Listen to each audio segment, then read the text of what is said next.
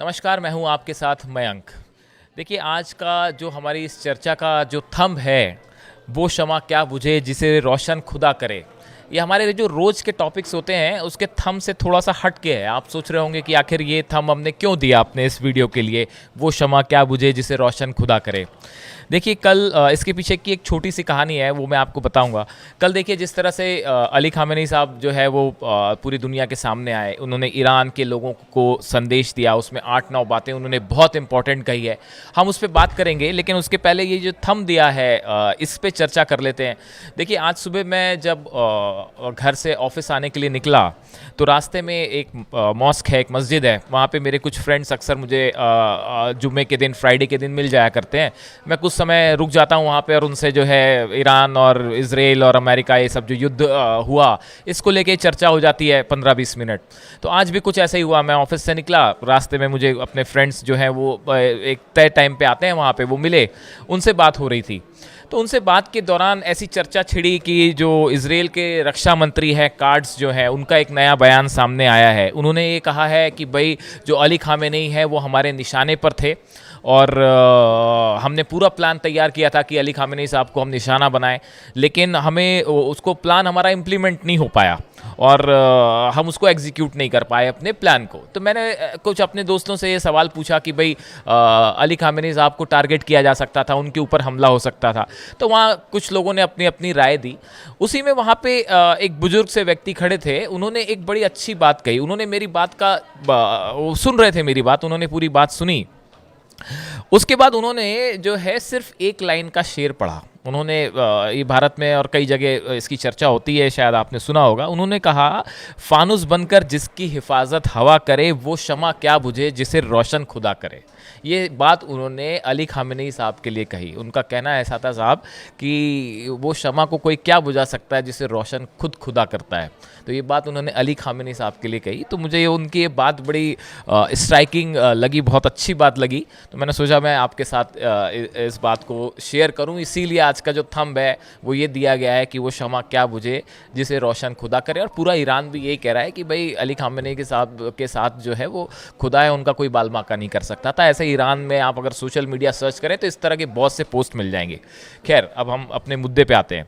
तो कल देखिए जो वीडियो सामने आया अली ख़ामेनी साहब का, उन्होंने एड्रेस किया ईरान के लोगों को। उन्होंने जो है 7-8 बड़ी बातें कही हैं और एक प्रकार से आप देखें कि अब जो संदेश निकल के सामने आया है उसके बाद एक बात फिर तय हो गई है कि ये जंग अभी सिर्फ सीज़फायर हुआ है, लेकिन एक बड़ी जंग की आहट फिर से दस्तक दे रही है।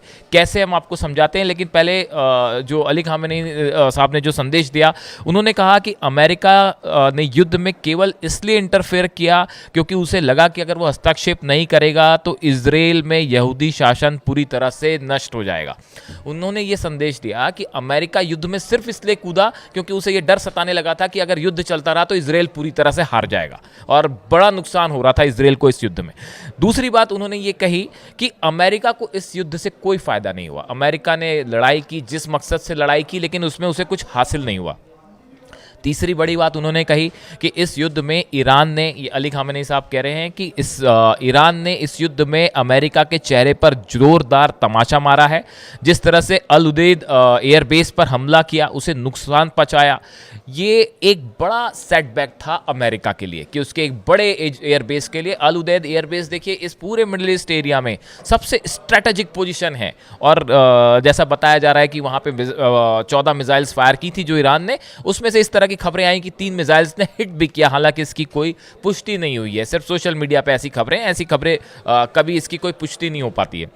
उसके बाद देखिए उन्होंने चौथी बड़ी बात कही कि अगर भविष्य में फिर हमला होता है, अगर अमेरिका फिर हमें निशाना बनाने की कोशिश करता है तो उसको भारी कीमत चुकानी पड़ेगी। और जिस तरह से अल उदैद एयरबेस पर हमला हुआ, इसी तरह से अमेरिका के जितने एयरबेस हैं, चाहे बहरीन हो, चाहे कतर हो, चाहे यूएई हो, चाहे सऊदी हो, सब हमारे निशाने पर होंगे और सब पे हमला किया जाएगा। फिर से जो है ईरान करारा जवाब देगा।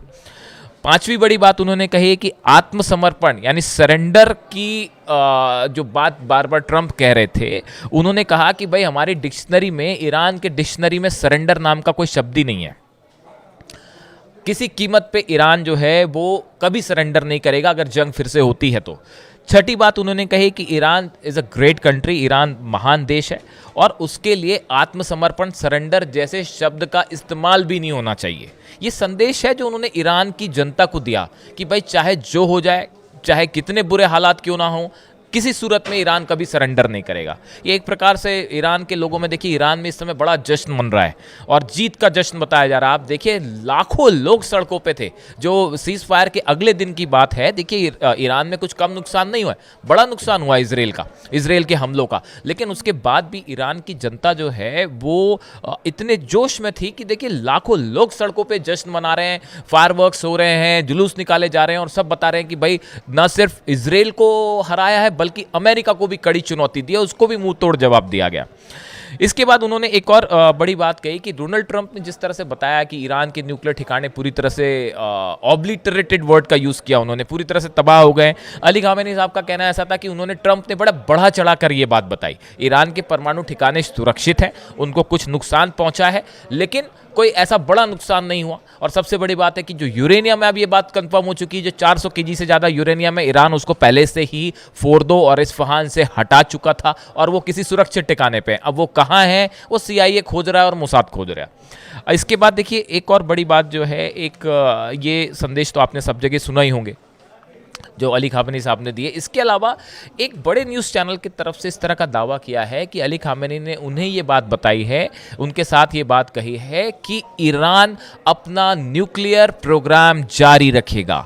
ये एक बहुत बड़ी बात है। देखिए एक तरफ से तो इस तरह की बात आ रही है कि भाई न्यूक्लियर टॉक्स फिर से शुरू हो सकती है अमेरिका के साथ, लेकिन इस बीच में सुप्रीम लीडर का ये कहना कि हमारे पास एनरिच यूरेनियम है, वो सुरक्षित है, हमारे न्यूक्लियर प्लांट्स जो है उसको नुकसान हुआ है, लेकिन कल हमने देखा कि उनके न्यूक्लियर एनर्जी जो चीफ है उनकी तरफ से कहा गया कि हम जल्दी ही चीज़ों को रिस्टोर कर लेंगे और फिर से प्रोग्राम शुरू हो जाएगा। तो ऐसे हालात में अब ये सवाल उठ खड़ा हुआ है कि ईरान अगर अपना परमाणु कार्यक्रम फिर से शुरू करता है तो ये स्थिति फिर बैक टू जीरो वन आके खड़ी हो गई।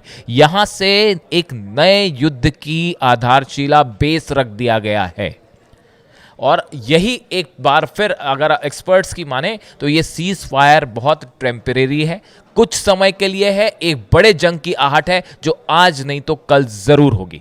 देखिए इसी बीच हमने कार्ड्स का जो जिक्र किया, इसराइल के जो रक्षा मंत्री हैं उन्होंने तो ये बात कही कि अली खामेनी जो है वो हमारे निशाने पे थे लेकिन हम कर नहीं पाए, हमें उन्हें खोज नहीं पाए।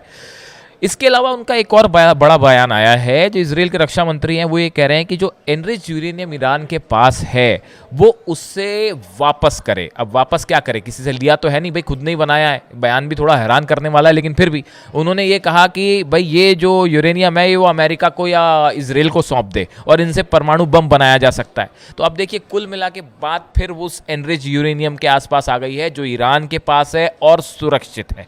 इन हालात में देखिए एक बार फिर एक्सपर्ट्स ये कह रहे हैं, जैसा हमने फिर पहले बताया, कि एक बड़े जंग की आहट मिलनी शुरू हो गई है। अब देखना यह है कि क्या अगले एक हफ्ते के अंदर कोई अमेरिका और ईरान के बीच न्यूक्लियर टॉक शुरू होती है, और अगर टॉक शुरू भी होंगी तो 6 राउंड के बाद जब कोई नतीजा निकला फिर कैसे निकलेगा। ईरान अब भी ये कह रहा है कि हम न्यूक्लियर अपना प्रोग्राम जारी रखेंगे, हम किसी कीमत में किसी के सामने नहीं झुकेंगे। अब तो सुप्रीम लीडर ने भी ये बात कह दी है। ऐसे में अब ये पूरा मामला कहाँ आगे जाता है, किस तरफ आगे बढ़ता है, जो भी संदेश नया आएगा सामने सुप्रीम लीडर की तरफ से या इस मामले में जो भी अपडेट होगा हम आप तक पहुंचाएंगे। Thank you so much.